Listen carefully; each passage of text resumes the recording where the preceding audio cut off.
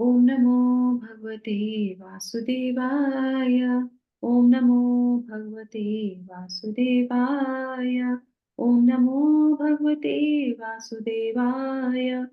ओम अज्ञानतिमिरान्धस्य ज्ञानाञ्जनशलाकया चक्षुरुन्मीलितं येन तस्मै श्रीगुरवे नमः। नमो विष्णुपादाय कृष्णपृष्ठाय भूतले श्रीमते भक्तिवेदान्त स्वामिनिति नामिने। नमस्ते सारस्वते देवे गौरवाणी प्रचारिणे निर्विशेषा शून्यवादी पाश्चात्यदेशतारिणे। जय श्री कृष्ण चैतन्य प्रभु नित्यानंदा श्री अद्वैत गदाधर श्रीवास आदि गौर भक्तवृंदा। हरे कृष्णा कृष्णा कृष्णा हरे हरे हरे राम राम राम हरे हरे।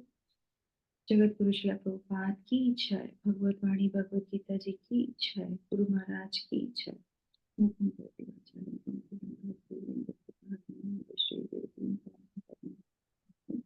श्री चैतन्य। हरे कृष्णा। तो आप सभी लोगों का बहुत बहुत स्वागत, बहुत बहुत अभिनंदन और बहुत बहुत आभार कि आप सब लोग ने साथ में मिलके, हम सब लोगों ने मिलके इस यज्ञ को जो है संपूर्ण कर रहे हैं। इस कार्तिक मास में जो हम लोगों ने 12वां अध्याय प्रारंभ किया था, तो आज गुरु की और भगवान की कृपा से हमारा ये जो है लास्ट आहुति है आज की इस यज्ञ की, और ये इससे हम जो है इस अध्याय को पूर्ण करेंगे।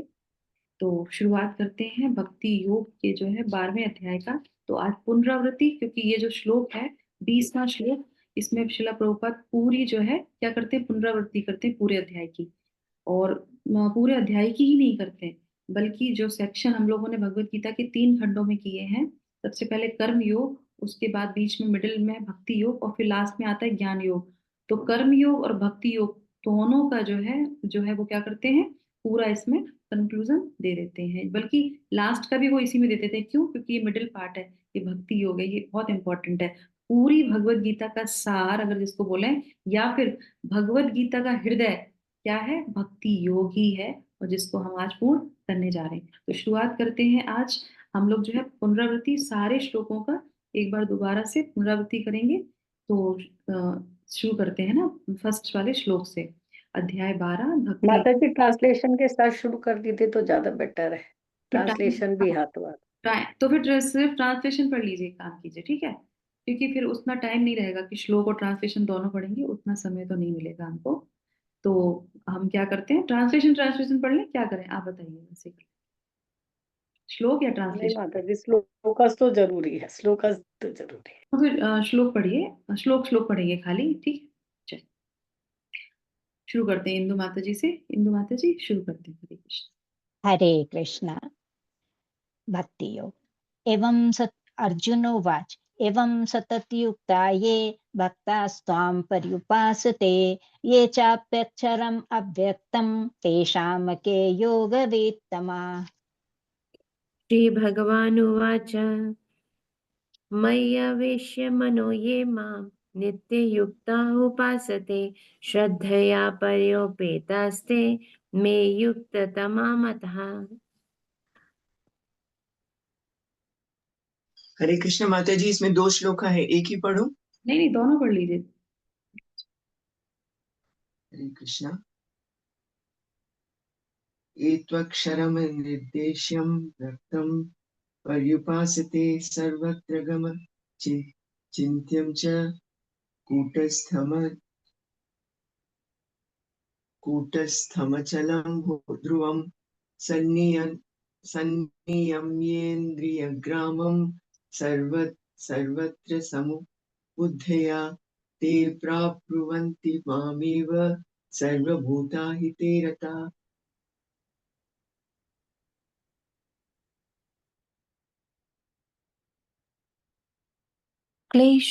क्लेशोऽधिक तेषाम् अव्यक्तासक्तचेतसाम् अव्यक्ता हि गति दुःखं देहवद्दि आव्यपेते।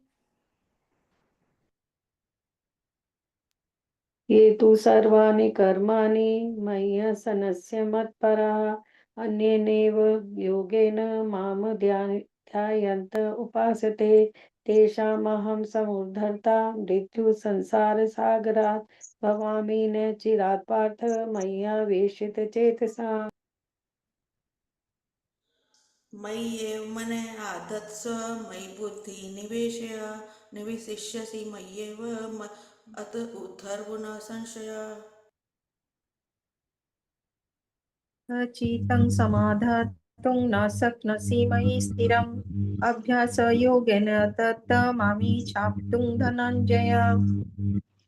अभ्यासे पयमर्थो अति मत्कर्मो परम मदर्थ कर्माणि कुर्वन्ति मापि अव्यापि यस्यसि। अथ एतत् अशक्ता असि कर्तुं मद्योगम् आश्रिता सर्वकर्म फलत्यागं तत्कुरु यत् आत्मवान्। श्रेयो हि ज्ञानमभ्यास ज्ञानं ध्यानं विशिष्यते ध्यानात् कर्मफलं त्यागः शान्तिः अनन्तरम्। अद्वेष्टा सर्वभूतानां मैत्र करुणा एव च निर्ममो निरहङ्कारा समदुःख सुखक्षमी। सेकंड वाला ही पढ़ लीजिए, संतुष्टा सततम योगी।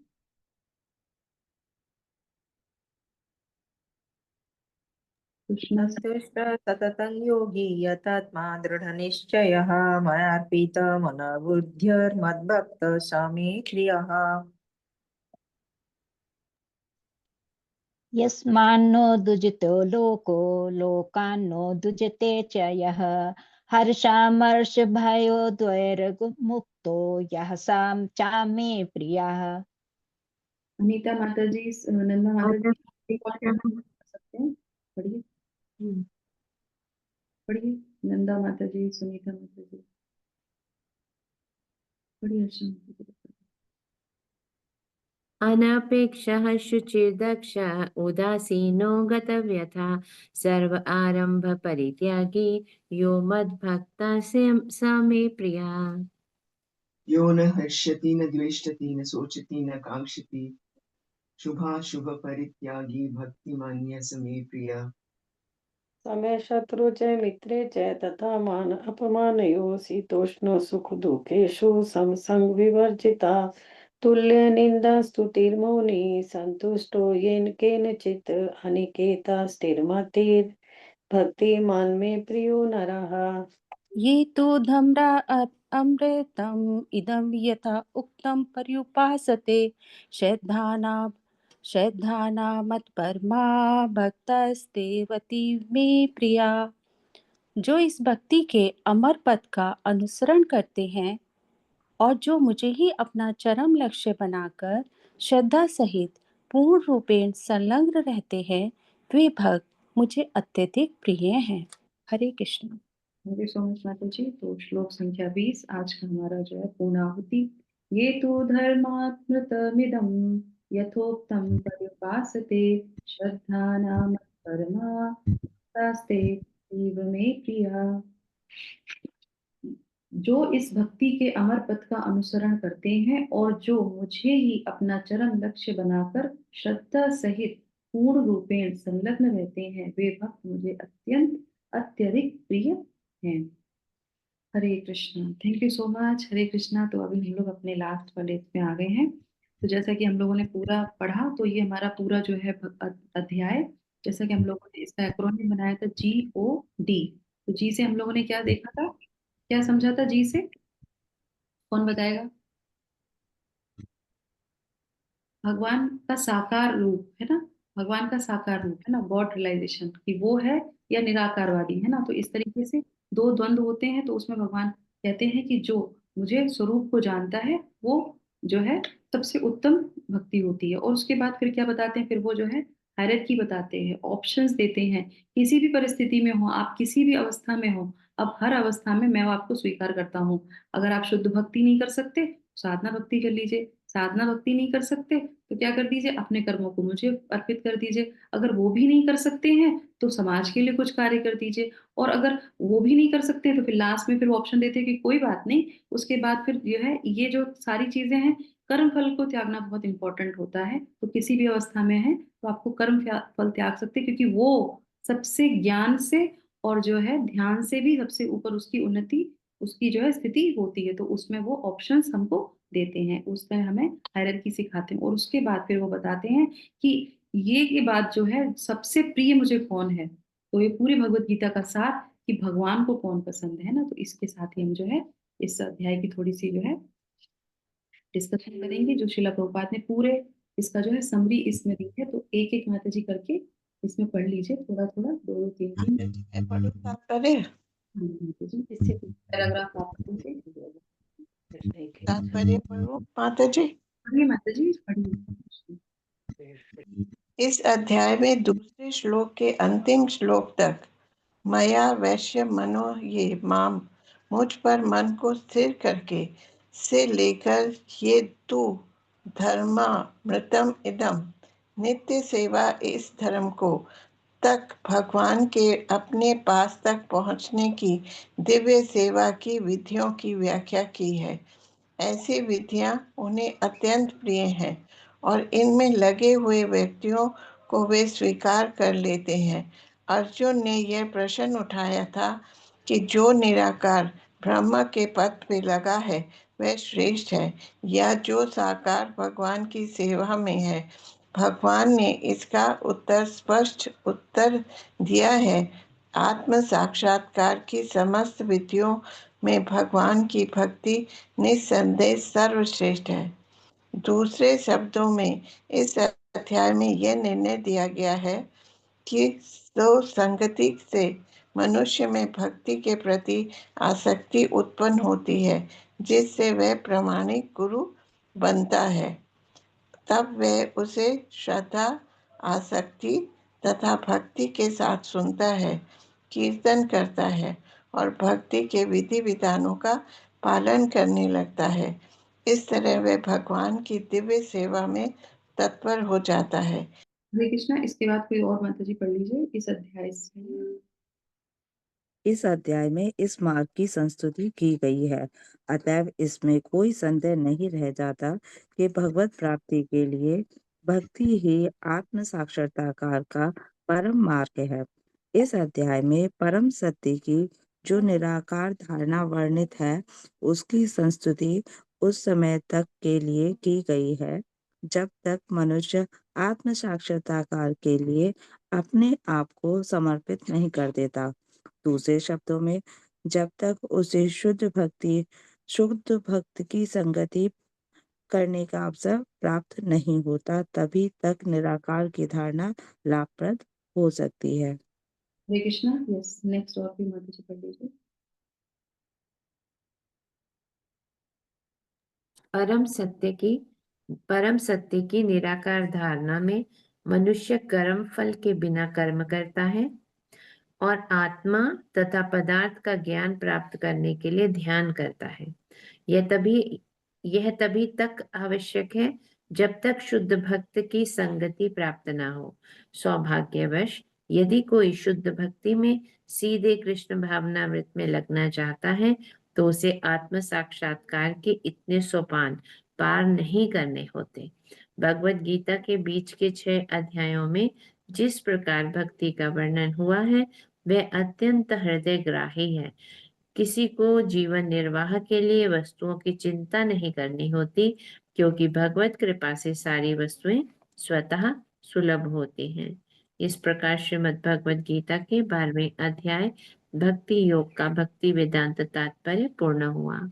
हरे कृष्णा कृष्णा कृष्णा हरे हरे, हरे रामा राम रामा हरे हरे। तो यहाँ पे हम लोगों ने देखा तात्पर्य के जो पहला पैराग्राफ था उसमें भगवान वो ही बताते हैं कि जो हम लोगों ने फर्स्ट जो है कुछ श्लोकों में जाना था, किस तरीके से जो है कि साकार रूप और भगवान के निराकार रूप, तो वो जो द्वंद्व होता है अर्जुन का, वो वहाँ पे वो जो है वहाँ पे क्लियर कर देते हैं।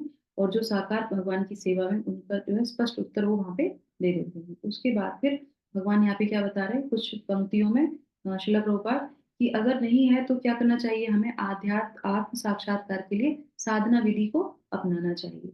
और उसके लिए सबसे उत्तम क्या है, गुरु के अंडर गाइडेंस में आना। किसी शुद्ध भक्त के अंदर रहेंगे तो हम वो सारी चीजें कर पाते हैं, उनके द्वारा दिए गए विधि विधानों का पालन हम कर सकते हैं इस तरीके से, है ना।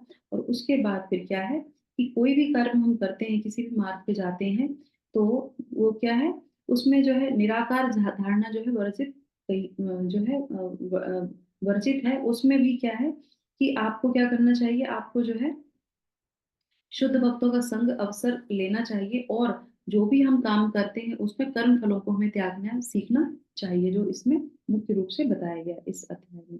और उसके बाद फिर जो है लास्ट में श्रील प्रभुपाद क्या कहते हैं, यदि कोई सीधे कृष्ण भावनात् में लगना चाहता है, यानी कि भक्ति योग की बात आ गई है ना, तो कर्म योग हमने सुन लिया, ज्ञान योग भी इसमें बता दिया और सारे पहलू बता दिए। फिर क्या आते हैं, सीधे डायरेक्ट कृष्ण भावना मत, मतलब किसी शुद्ध भक्त के अनुसरण में आके सीधे अगर कोई कृष्ण भावनात् में लगना चाहता है, तो ये सोपान जो है, तो इसे आत्म साक्षात्कार के इतने सोपान पार करने नहीं पड़ पाएंगे। मतलब हमने क्या कर लिया, हमने सीधे लिफ्ट ले ली। इस तरीके से श्रील प्रभुपाद बहुत सुंदर से इसमें समझा रहे हैं। तो भगवत गीता के बीच के 6 अध्यायों को जिस प्रकार भक्ति का वर्णन हुआ है, वह अत्यंत हृदय ग्राही है, मतलब धारण करने वाला है। और जीवन निर्वाह के लिए वस्तुओं की चिंता नहीं करनी होती। क्यों?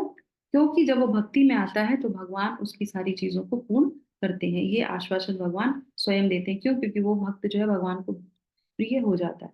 तो इसी तरीके से एक बार एक व्यक्ति जो है श्रील प्रभुपाद से बोलते हैं कि श्रील प्रभुपाद, क्या ये जरूरी है हमें अपने जीवन में, आप कहते हैं गॉड कॉन्शियसनेस, गॉड कॉन्शियसनेस, क्या गुड होना अच्छा नहीं है?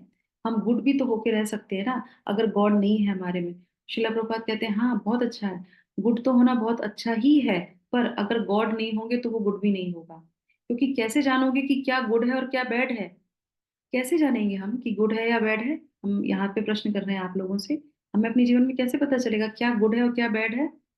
हमने जिसको मान लिया गुड है वो गुड है, ऐसा होता है क्या? नहीं ना। कैसे पता चलेगा? जब हम किसी भक्त के साथ आएंगे, जब भक्ति में आएंगे, मतलब किसी गॉड रियलाइजेशन व्यक्ति के साथ जाएंगे, तो वो क्या कहेगा, वो कहेगा कि भगवत गीता पढ़ो।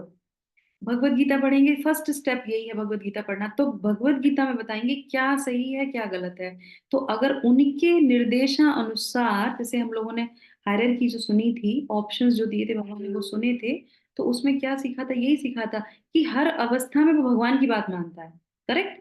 तो वो जो भी कार्य कर रहा है भगवान के कहने के अनुसार कर रहा है, वो गुड है ना। तो इस तरह से पता चलेगा। तो श्रील प्रभुपाद कहते हैं गुड तो अच्छा है ही, पर गॉड ने जो बताया है वो करने से वो गुड है, नहीं तो फिर वो बैड हो जाएगा, क्योंकि तुम तो अपने मन की कर रहे हो, है ना। और भगवत गीता में क्या कहते हैं, मन तो हमारा मित्र भी है, मन तो हमारा शत्रु भी है, तो कैसे मन को कंट्रोल में करेंगे? तो ये सारी चीजें यहाँ पे निकल के आ जाती हैं। तो अब यहाँ पे आ जाते हैं इसमें, ये जो श्लोक है लास्ट का, ये फल स्तुति है। मतलब जो बोलते हैं ना सब चीजों की, जब हम अष्टकम पढ़ते हैं तो लास्ट में क्या होता है, एक जो है फल जो है श्रुति देते हैं उसमें कि ये इसका निकलता है। तो इसमें भी यही बता रहे हैं। क्या बता रहे हैं आप देखेंगे, चेंज है।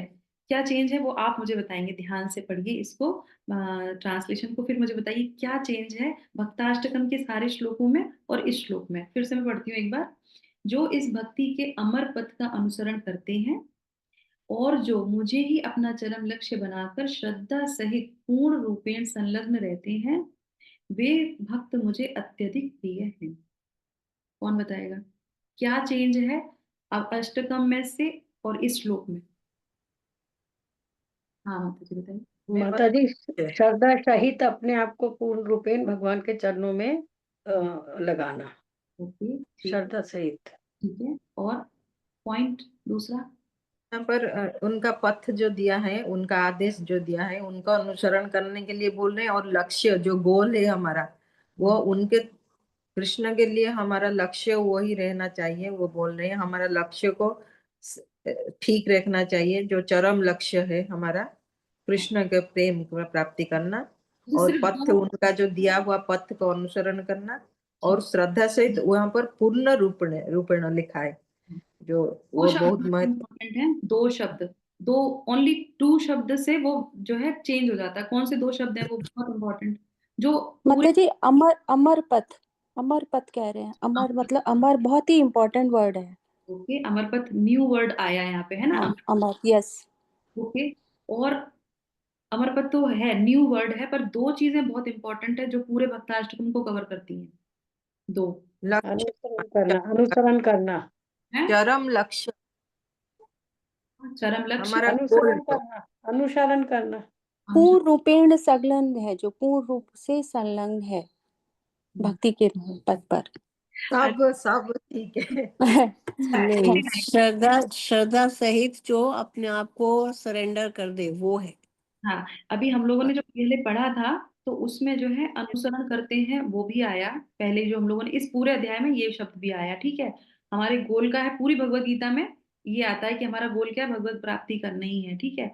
और फिर लक्ष्य, जैसे माता जी ने बताया, वो भी बहुत इंपॉर्टेंट है। हमने तो 2 ही पूछे, आप लोगों ने बहुत सारे बता दिए वो भी अपने आप में बहुत अच्छा है। देखिए यहाँ पे सबसे पहले क्या है, पूरे भक्ताष्टकम में क्या बोल रहे थे, आप देखेंगे लास्ट में यो मत भक्ता समे प्रिया, बार बार ये वाली चीज आ रही थी ना, है ना, कि वो मुझे प्रिय था, प्रिय था। इसमें तो नहीं आया, इसमें क्या आया, इसमें आया कि अत्यधिक, अत्यधिक प्रिय, अत्यधिक प्रिय है। सुप्रीम हो गया।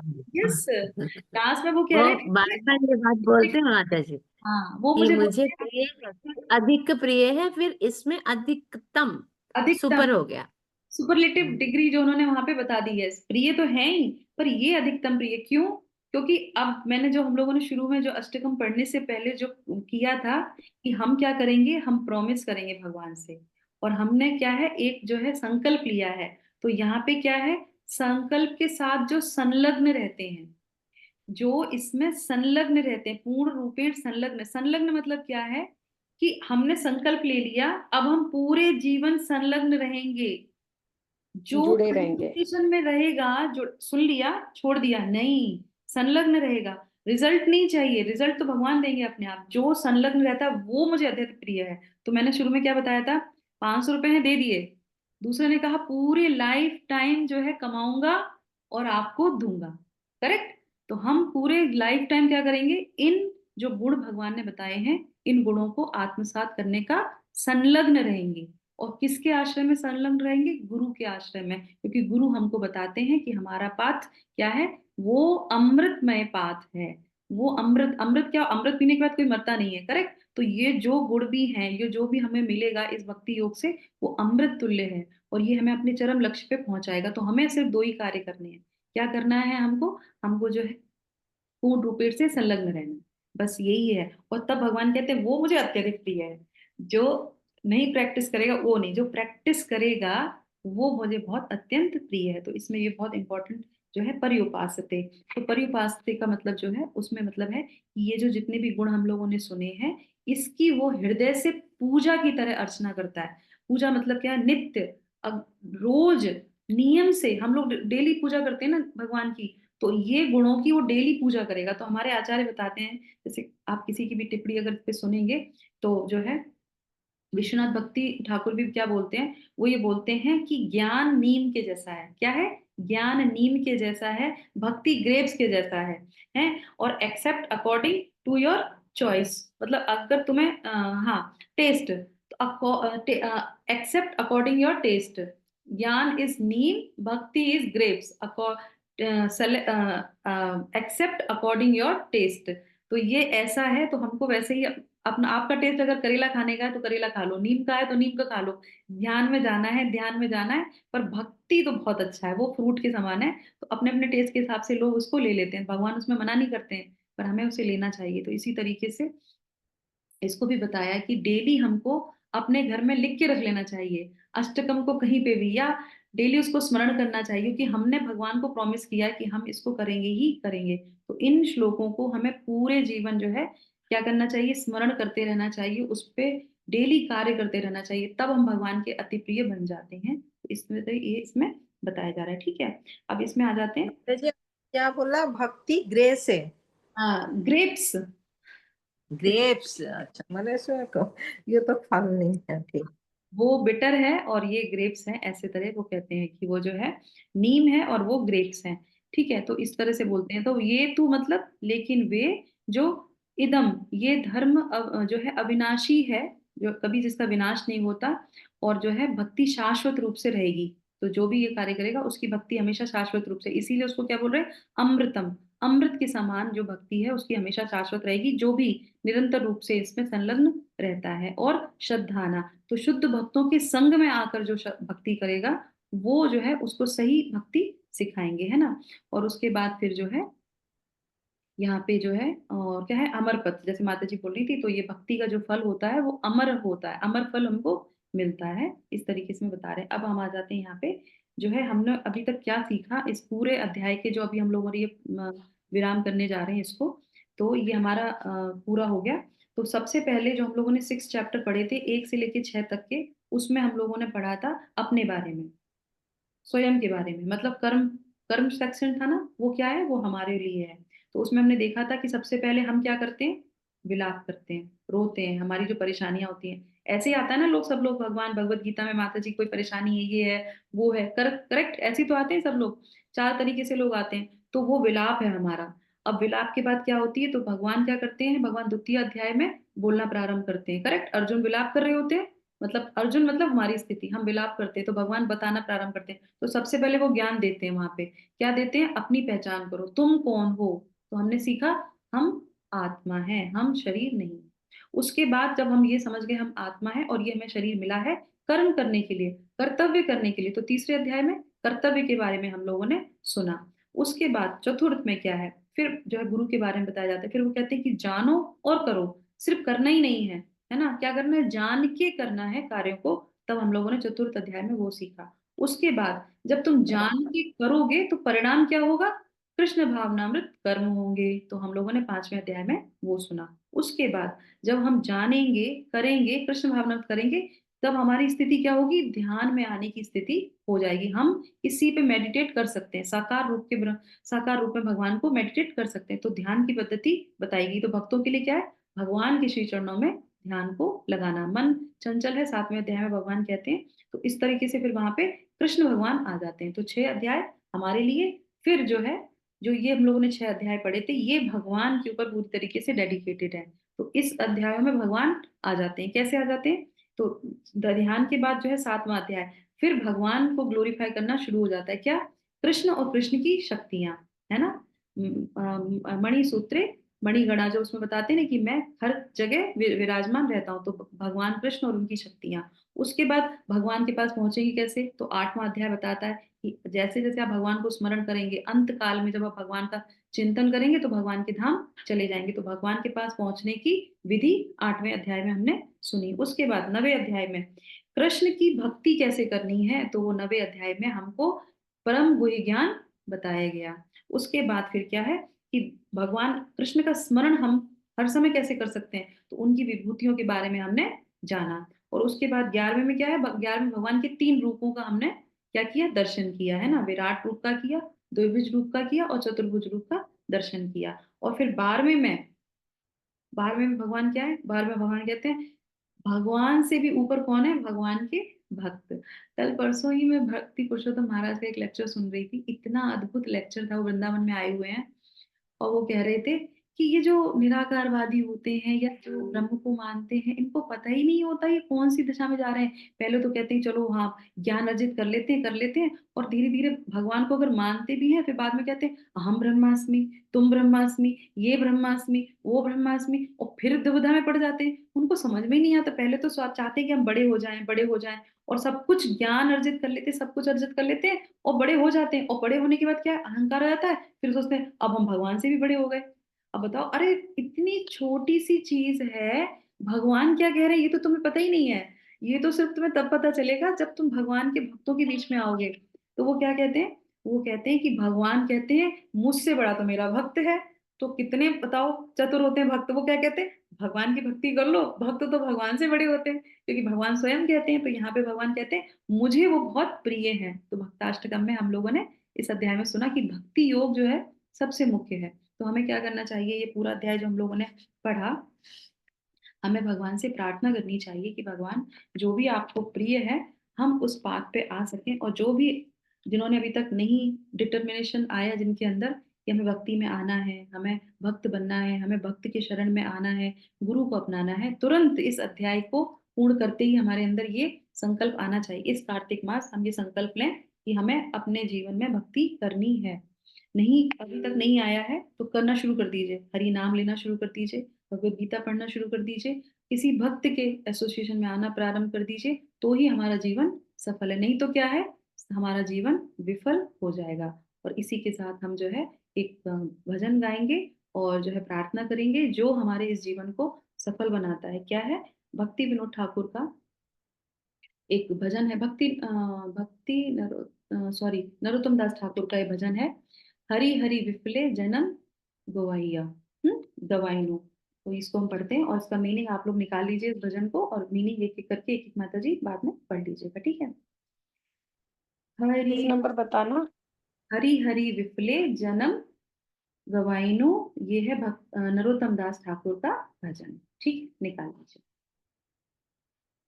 हरि हरि विफले जन्म गवाइनो, मनुष्य जन्म पाइया, राधा कृष्ण नाम भजिया, जानिया सुनिया विषु खाइनु।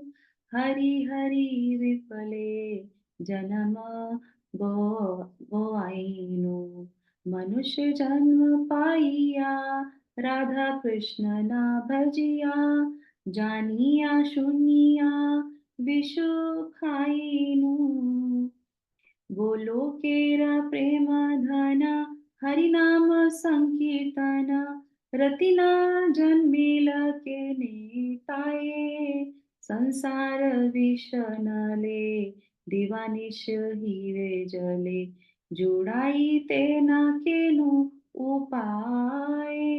हरि हरि विफले जन्म गोआइनु, मनुष्य जन्म पाइया, राधा कृष्ण ना भजिया, जानिया सुनिया विषु खाइनु।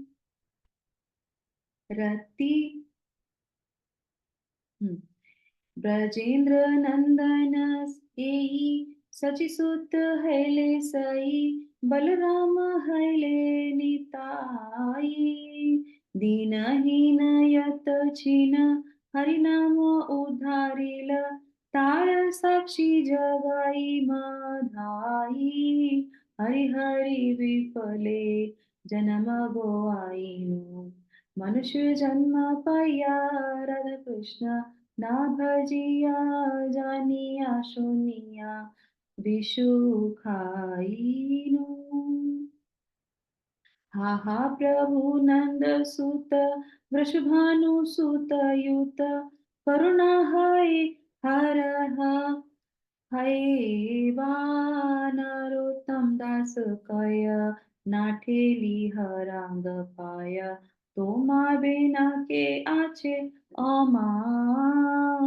हरि हरि विफले जन्म गोआइनु, मनुष्य जन्म पाइया, राधा कृष्ण ना भजिया, जानिया सुनिया विषु खाइनु।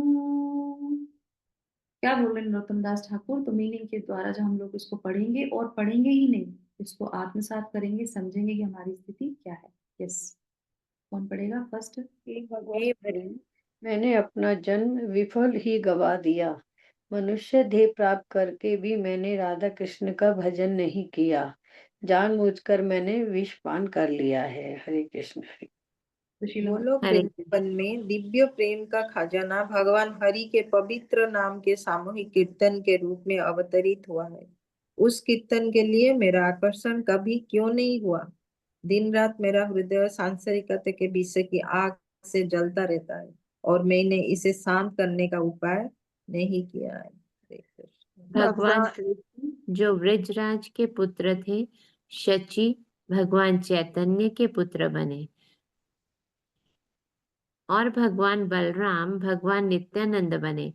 सभी दरिद्र और निम्न कुल के लोगों का पवित्र नाम से उद्धार हुआ। जगाई और मधाई इसके प्रमाण है।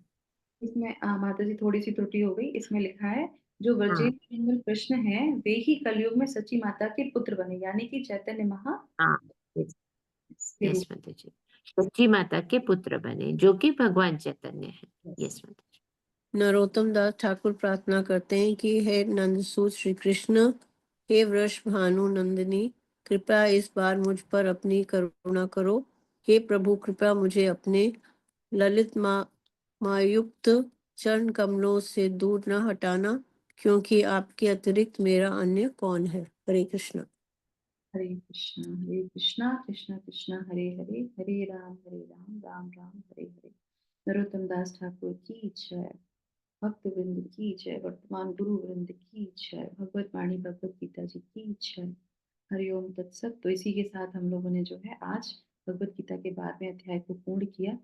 भगवत गीता के जो है 2 खंडों को हम आज पूर्ण कर लिए भगवान की गुरु की कृपा से। तो आज हम इस कार्तिक मास के 24वें दिवस में जो है ये संकल्प करते हैं कि हम इन गुणों को पूरे जीवन जो है करने का प्रयास करेंगे, संलग्न रहेंगे, प्रयास ही नहीं करेंगे, संलग्न रहेंगे, जिससे कि हम भगवान के प्रिय बन सकें और भक्ति योग, भक्ति पाथ पे जो है अपने गुरु के आदेशानुसार उनके दिखाए गए पाथ को हम जो है सुचारू रूप से चलेंगे।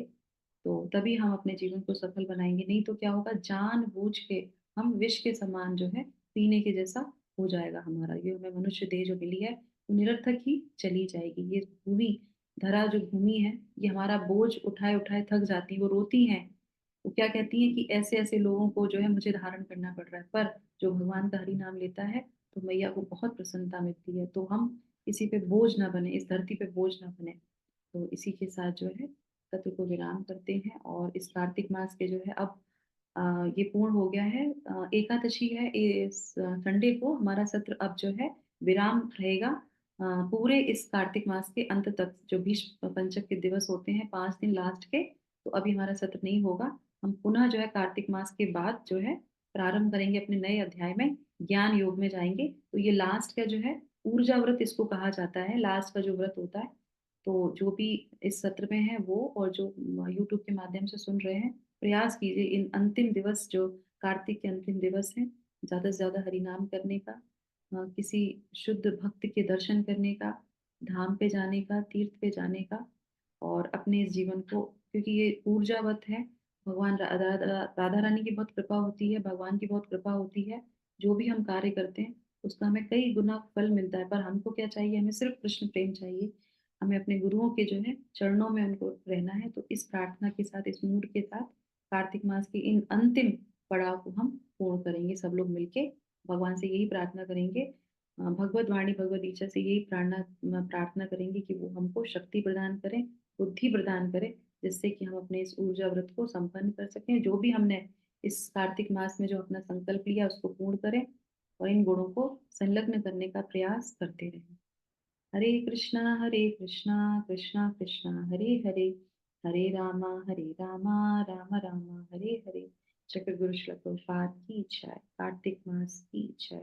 कार्तिक मास दीपदान महामहोत्सव की जय। वृंदावन धाम की जय।